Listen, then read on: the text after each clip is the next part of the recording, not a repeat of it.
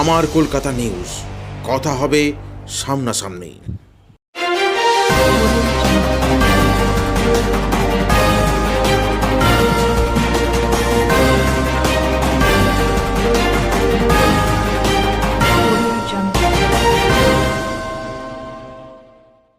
আজ হুগলি ঘড়ির মোড় থেকে 11 দফা দাবি নিয়ে চুঁচুড়া সদর মহকুমা শাসককে স্মারকলিপি প্রদান করল বামপন্থী সংগঠনে এসইউসিআই চুঁচুড়া লোকাল কমিটি।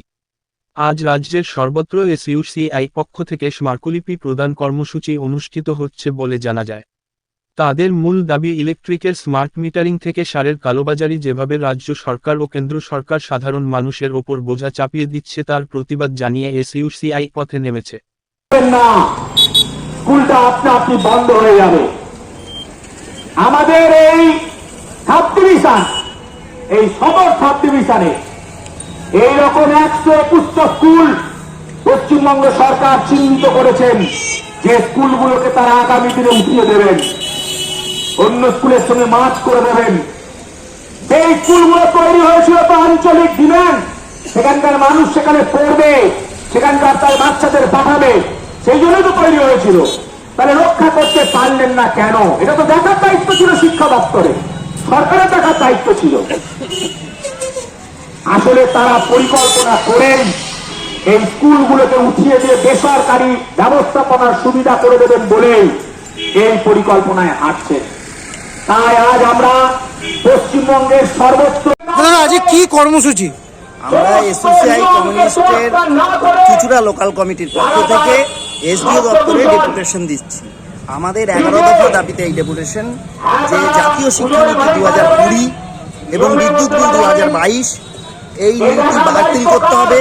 কেন্দ্র এবং রাজ্য সরকার যে নীতিগুলো নিয়েই চলছে, কেন্দ্রের পরিণত নীতি রাজ্য সরকার চালিত। আপনারা জানেন যে এই বিদ্যুৎ বিল 2022 এবং স্মার্ট মিটারের মাধ্যমে জনগণের কাছ থেকে যে ব্যাপক টাকা লুটে নেওয়ার ব্যবস্থা করছে, শিক্ষা ব্যবস্থা পুরোপুরি ধ্বংস করে দিচ্ছে কেন্দ্র সরকার। জাতীয় শিক্ষানীতির মধ্যে দিয়ে তারা যে আক্রমণটা আনছে, গরিবের শিক্ষা চলে যাবে। ফলে এর বিরুদ্ধে আমরা আন্দোলন করছি। সারের কালোবাজারি চলছে, কৃষকের ফসলের দাম নেই। এই যে সবজি চাষ, আলু চাষে ব্যাপক ক্ষয়ক্ষতি হয়ে গেল, অথচ সরকার কোনো ভূক্ষেপ করছে না। ফলে এই কৃষি নীতি আমরা মনে করি রাজ্য সরকার অত্যন্ত গুরুত্বপূর্ণ ভূমিকা নেওয়া উচিত ছিল, তারা নেয়নি। ফলে চাষি আত্মহত্যা বাড়বে। ফলে আমরা চাই ফসলের ন্যায্য মূল্য দিক, সারের কালোবাজারি বন্ধ, মদ জুয়া সারটা এগুলো বন্ধ করতে হবে। এছাড়াও রয়েছে যে আমরা দেখছি নারী নির্যাতন ব্যাপকভাবে এ রাজ্যেও হচ্ছে, দলিতদের ওপর অত্যাচার, অরণ্য ধ্বংস হচ্ছে। ফলে জনজাতির ওপর যে আক্রমণ, এইগুলোর বিরুদ্ধেই আমাদের এই আন্দোলন, এবং আমরা এই আন্দোলন ধারাবাহিকভাবে নিয়ে যাব। 6ই মার্চ আইন অমান্য এবং রাষ্ট্রপতির কাছে আমরা দিল্লিতে বিক্ষোভ প্রদর্শন করব। আমার কলকাতা নিউজ, কথা হবে সামনাসামনি।